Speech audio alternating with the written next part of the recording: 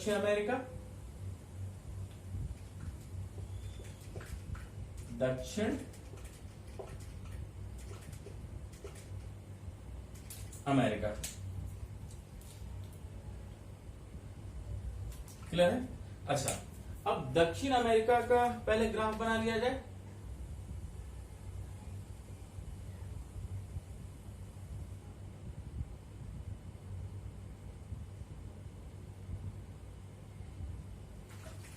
Clear हो गया बच्चे?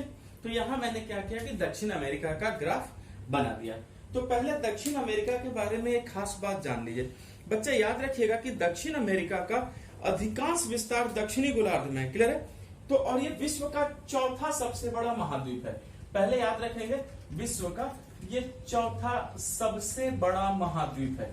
ये इसकी पोजीशन मैंने आपको बता दी कि विश्व का ये चौथा सबसे बड़ा महाद्वीप है। ये 4th नंबर पर आता है, जिसे हम क्या कहते हैं, दक्षिण अमेरिका कहते हैं। और बच्चे ये ज्यादातर दक्षिणी गोलार्ध में, इस बात को याद रखना है आपको कि ये जो अधिकांशतः, अगर हम इसकी बात करें तो अधिकांशतः यह जो है दक्षिणी गोलार्ध में। क्लियर हो चुका है?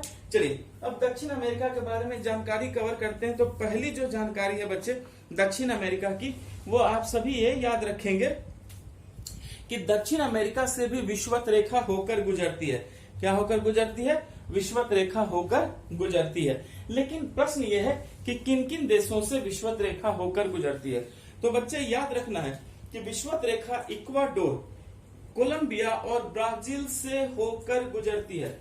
तो पहले मैं आपको बता देता हूं कि इसमें लगभग 14 देश हैं। कितने देश हैं बच्चे? 14 देश हैं। पूरे साउथ अमेरिका में 14 देश हैं। इसमें सबसे बड़ा ब्राजील और सबसे छोटा मालवीना है। ये भी आप जान लीजिए कि जो सबसे बड़ा देश की अगर हम बात करें तो सबसे बड़ा देश जो है वो कौन है? वो है ब्राजील। और सबसे छोटा देश, अगर उसकी भी बात कर ली जाए यहाँ पर कि सबसे छोटा देश कौन है यहाँ पर, तो उसका नाम है मालवीना। क्या नाम है बच्चे?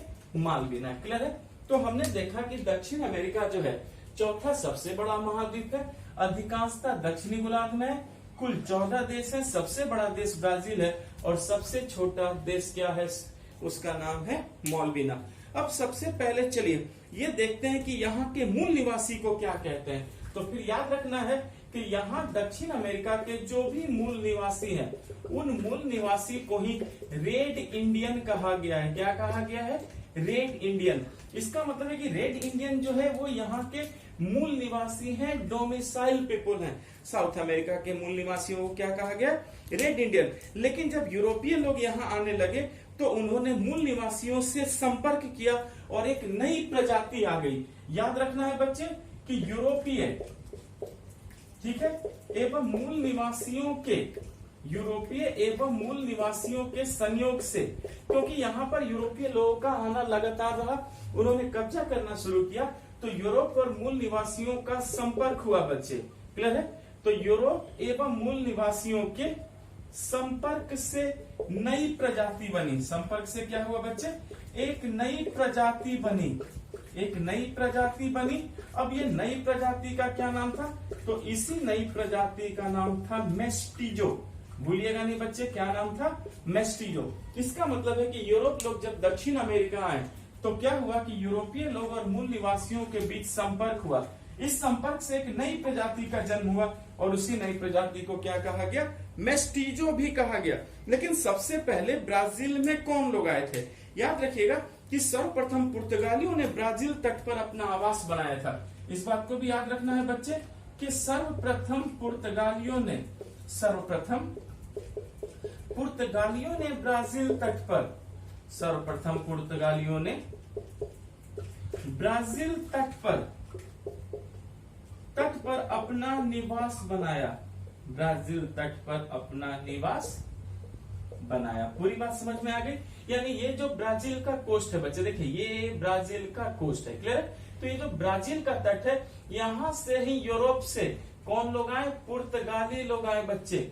तो सबसे पहले इस बात को याद रखिएगा कि पूर्वी तट पर अपना निवास किसने बनाया? पुर्तगालियों ने आया और यही सर्वप्रथम ब्राजील में ये लोग पहुंचे। अब पुर्तगालियों ने यहाँ कब्जा शुरू किया। बाद में यहाँ पर स्पेनिश लोग भी आए बच्चे, और स्पेनिश कहाँ चले गए? इनके पश्चिम में। तो पूरब में पुर्तगाली लोग हैं बच्चे, और पश्चिम में कौन लोग आ गए? स्पेनिश लोग आ गए।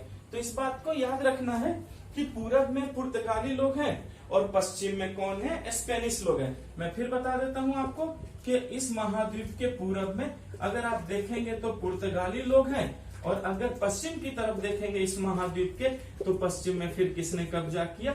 स्पेनिश पीपुल ने।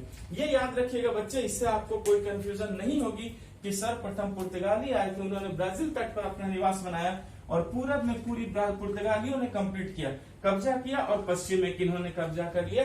स्पेनिश में। तभी दक्षिण अमेरिका भी उपनिवेशवाद रहा यूरोपियन लोगों का, और यहाँ से लोगों ने बड़े पैमाने पर क्या किया था? शोषण किया था। क्लियर हो चुका? पहले हम बेसिक्स की बात करेंगे बच्चे। चलिए अब हम आते हैं विषुवत रेखा। तो याद रखना है कि विषुवत रेखा इस देश के मध्य से गुजरती है। विषुवत रेखा मध्य से, क्लियर है? West to east. कैसे बच्चे? West to east. पहले इक्वाडोर, फिर कोलंबिया, और फिर ब्राजील से गुजरती है। ब्राजील से गुजरती है। इस बात को नहीं भूलना है कि जो इक्वेटर लाइन है, विषुवत रेखा, इसके मध्य से वेस्ट टू ईस्ट की तरफ से निकल रही है बच्चे। कौन सा देश आता है? Ecuador, then Colombia, then Brazil से गुजरती है। तो इसे भूलिएगा नहीं, इंपॉर्टेंट है, आपसे पूछा जाता है कि कौन कौन से देश से गुजर रही है। तो मैंने आपको बता दिया कि वेस्ट टू ईस्ट ये इक्वाडोर से, फिर कोलंबिया से, और फिर किससे गुजरती है? ये ब्राजील से गुजरती है। चलिए यहां तक हमने सारी चीजों को कवर कर लिया है। फिर बच्चे हम आगे बढ़ते हैं, और याद रखिएगा कि जो अमेजन बेसिन है, पहले सबसे इंपॉर्टेंट है यहाँ का अमेजन बेसिन। तो बच्चे यहाँ का जो अमेजन बेसिन है वो कहाँ है? चलिए पहले ये मैं मिटा दूं, ये आप लोग सीख चुके हैं। ओके बच्चे, यहाँ पर ही है अमेजन बेसिन है। ये देखिए,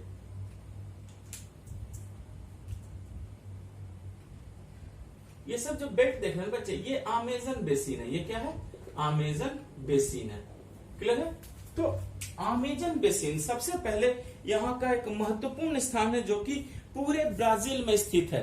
तो याद रखना है आपको कि जो अमेजन बेसिन है उसी से विषुवत रेखा होकर गुजरती है, और अमेजन बेसिन में सालों भर बारिश होती है। क्या होती है बच्चे?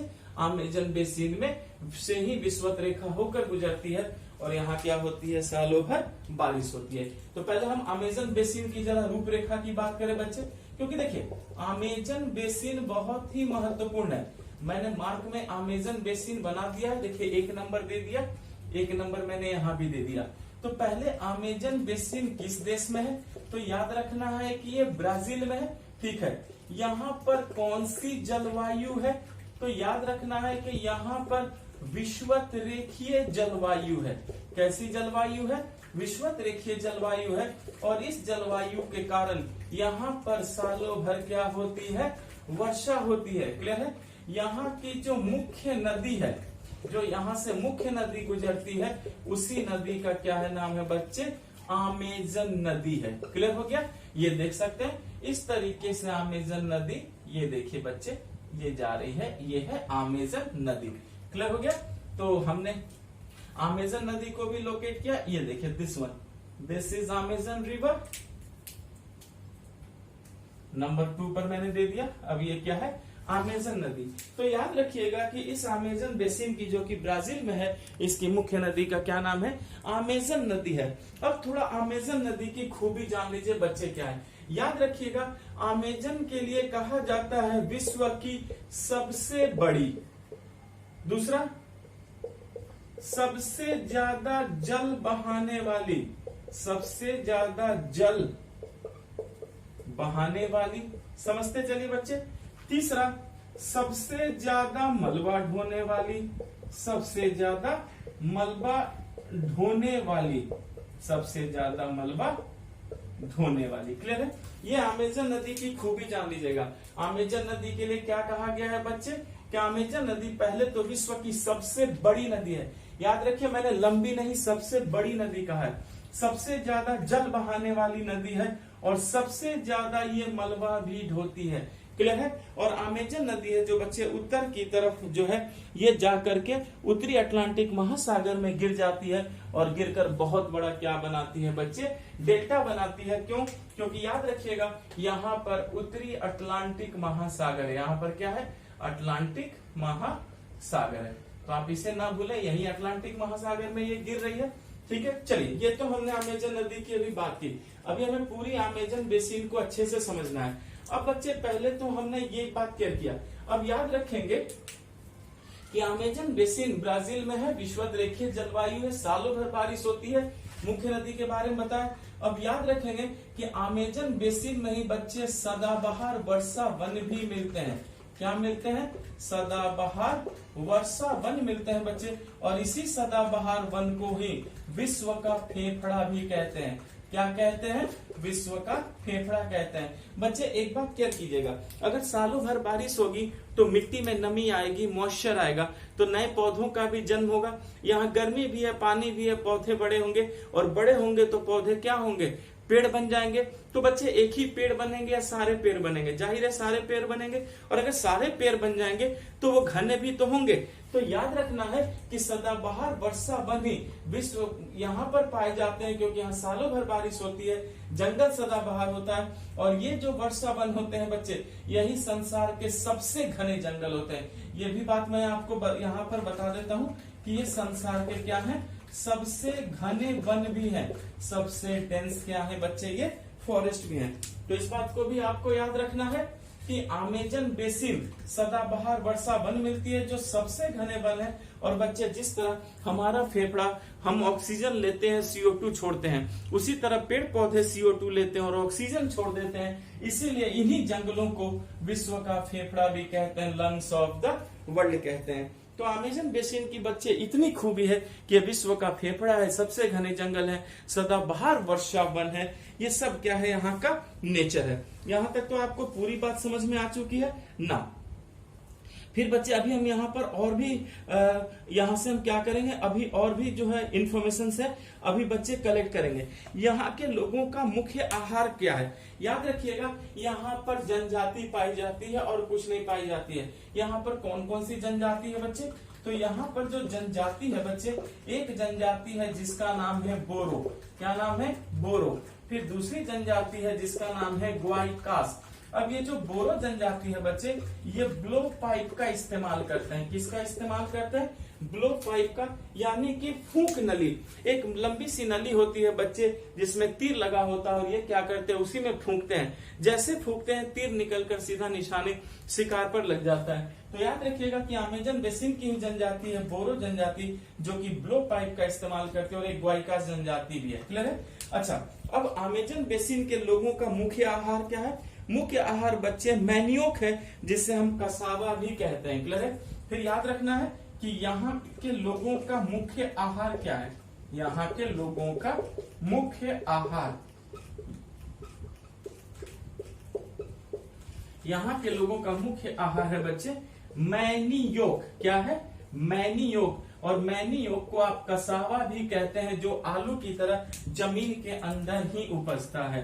क्लियर है? ये आलू की तरह होता है। तो ये सब बहुत इंपॉर्टेंट है, आपको इसमें की कोई भी बात नहीं भूलनी है, और ये बहुत ही क्या है, महत्वपूर्ण है। अच्छा, और एक बात याद रखिएगा कि विश्व की सबसे बड़ी सहायक नदी जो है वो मेडिएरा नदी है। और मेडिएरा नदी भी किसकी है बच्चे? वो भी अमेजन की ही सहायक नदी है। तो याद रखना है कि अमेजन की एक और खूबी क्या है, सबसे बड़ी सहायक नदी इसी की है। सबसे बड़ी सहायक नदी विश्व में कहते हैं ना, सबसे बड़ी सहायक नदी मेडिएरा। क्या नाम है उसका? मेडिएरा। और ये मेडिएरा भी किसकी है बच्चे? वो भी अमेजन की है। ये देख सकते हैं, मैंने यहाँ आपको क्या किया, मेडिएरा भी बनाकर दिखा दिया। यही जो नीचे की ओर जो नदी है बच्चे, उसी को क्या कहा गया? मेडिएरा कहा गया। क्लियर है? तो याद रखना है कि अमेजन नदी की एक ये भी खूबी है कि विश्व की जो सबसे बड़ी जो सहायक नदी है उसका नाम मेडिएरा है। और मेडिएरा नदी भी किसके हिस्से में आती है? वो भी आती है अमेजन के हिस्से में। यहाँ तक आपको पूरी बात समझ में आ चुकी है? ठीक है। अब बच्चे एक बात और क्लियर कीजिएगा कि अमेजन बेसिन में ही, क्लियर है, अब थोड़ा नेचर बदल रहा है, क्योंकि अमेजन बेसिन में लोगों ने मकान वगैरह भी बना लिए हैं, और बड़े बड़े अपार्टमेंट बने हैं जिनकी ढाल तेज होती है, इन अपार्टमेंट को ही मलोका कहा गया है। ठीक है, तो याद रखेंगे कि यहाँ पर जो बड़े बड़े अपार्टमेंट्स बने हैं, अपार्टमेंट्स, क्लियर है बच्चे, जो अपार्टमेंट्स बने हैं लोगों के रहने के लिए, उस अपार्टमेंट्स को क्या कहा गया है, मेलोका कहा गया है। और इसकी जो छत होती है बच्चे, उसकी ढाल बहुत ही तीव्र होती है। क्यों? क्योंकि बारिश का पानी, जितनी तेजी से बारिश गिरेगी उतनी तेजी से पानी इस ढाल से क्या हो जाएगा, बह जाएगा। तो इस बात को याद रखना है आप लोगों को कि ये है इसकी पूरी अमेजन बेसिन की, ये मैंने आपको बच्चे अभी खूबी बताया है, जो कि याद रखिएगा बहुत ही महत्वपूर्ण है। अच्छा, अब अमेजन बेसिन के सदाबहार वन को क्या कहते हैं, पहले इस बात को याद रखिएगा बच्चे कि अमेजन बेसिन का जो सदाबहार वन है, क्लियर है, ये जो सदाबहार वन है, सदाबहार वन को यहाँ सेलवास कहते हैं। क्या कहते हैं? सेलवास कहते हैं। और जो लताएं होती है बच्चे, उन लताओं को लिएना कहते हैं। क्या कहते हैं? लिएना कहते हैं। ये दोनों बहुत महत्वपूर्ण है, नहीं भूलेंगे। सदाबहार वनों को सेलवास कहते हैं और लताओं को क्या कहते हैं, लिएना कहते हैं। क्लियर हो चुका? तो चलिए, हमने सेलवास और लिएना को भी अच्छे से समझ लिया। अच्छा, फिर एक बात और याद रखिएगा कि यहीं पर संसार का सबसे हल्का लकड़ी मिलता है, जिसको वालसा कहते हैं। क्या कहते हैं? वालसा कहते हैं। इस बात को भी याद रखना है। ये सब अमेजन बेसिन की ही खूबी है। क्लियर है? फिर मैं आपको बता देता हूं संसार की सबसे हल्की लकड़ी। देखिए, मैं यहीं पे लिख देता हूं बच्चे, संसार की सबसे हल्की लकड़ी, संसार की सबसे हल्की लकड़ी भी यहीं पर मिलती है। और इस लकड़ी का क्या नाम है? इसका नाम है वालसा। तो ये भी याद रखिएगा, ये सब अमेजन बेसिन की क्या है बच्चे, खूबी है। यहाँ आपको पूरी बात समझ में आ चुकी है। तो देख सकते हैं कि अमेजन बेसिन पूरी विविधताओं को लेके रहता है। और याद रखिएगा कि इस बेसिन में सदाबहार वन है और सबसे ज्यादा जैव विविधता भी है। मैं यहाँ आपको ये भी बता देता हूँ कि इसमें, इसी अमेजन बेसिन में भी बच्चे खूब बहुत ज्यादा, यानी सर्वाधिक जैव विविधता भी मिलता है। सर्वाधिक क्या मिलता है बच्चे? जैव विविधता, बायोडायवर्सिटी। वो सब इसी जगह की खूबी है, जो मैंने आपको पूरी इन टोटलिटी में अच्छे से समझाया। बाकी और भी इंफॉर्मेशन होंगे, जैसे जैसे हमारी क्लास आगे बढ़ेगी हम उन चीजों को भी क्या करेंगे, जोड़ते हुए चलेंगे। पहले मैं मिटा दूं, यहाँ आपको पूरी बात अच्छे से समझ में आ चुकी है। याद रखिएगा बच्चे, इस बोर्ड पे जो जो मैंने लिखा है ये सारे क्वेश्चन ओरिएंटेड है एंड डिफरेंट एग्जाम्स में also question have been asked, आपसे पूछा जा चुका है। सो गाइज, आप अपने आप को प्रिपेयर रखें। चलिए मैं मिटाऊं, यहां तक आप समझ गए हैं? ओके।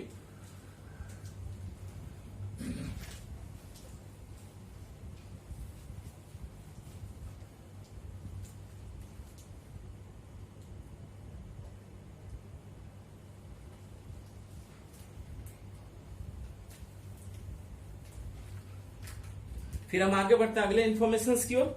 फिर याद रखना है बच्चे कि अमेजन बेसिन में सालों भर वर्षा होती है। उसी तरह साउथ चिली, दक्षिण चिली में भी सालों भर क्या होती है, वर्षा होती है। एक और इन्फॉर्मेशन से आपको रखना है कि दक्षिण चिली में भी क्या होती है, सालों भर वर्षा होती है। क्यों सालों भर वर्षा होती है, ये क्वेश्चन आप लोग मुझे बताएंगे कि क्यों दक्षिण चिली में भी सालों भर वर्षा होती है। ये मैंने ऑलरेडी पढ़ाया है, अब आपके ऊपर है कि आप मुझे इस क्वेश्चन का जवाब देते हैं या नहीं। क्लियर है? तो याद रखिएगा, दक्षिण चिली में भी क्या होती है, सालों भर वर्षा होती है।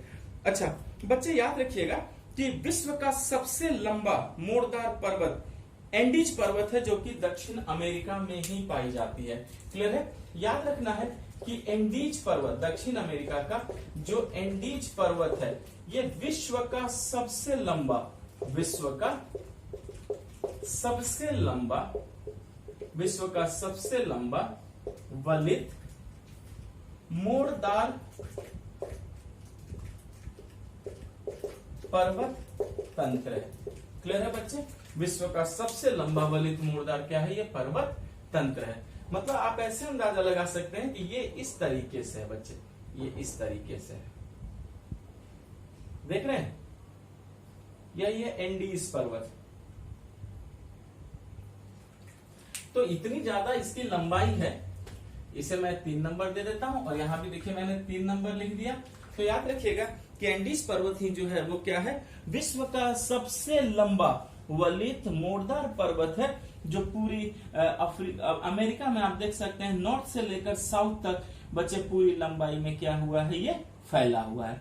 यहां तक आपको पूरी बात एकदम समझ में आ चुकी है। ठीक है, अब एंडीज पर्वत के जो पूर्वी ढलान है, यहाँ पर जो वन मिलते हैं, याद रखिएगा कि इनके पूर्वी ढलान पर, इनके पूर्वी ढाल पर शंकुधारी वन मिलते हैं। कौन से वन मिलते हैं बच्चे?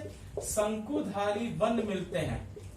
शंकुधारी वन मिलते हैं जिन्हें मोन्टाना कहा जाता है। जिन्हें मोन्टाना क्या कहते हैं बच्चे? जिन्हें मोन्टाना कहा जाता है। क्लियर है? तो इस बात को भी नहीं भूलना है कि एंडीज पर्वत जो है विश्व का सबसे लंबा वलित मोड़दार पर्वत तंत्र है। इसी के पूर्वी ढाल पर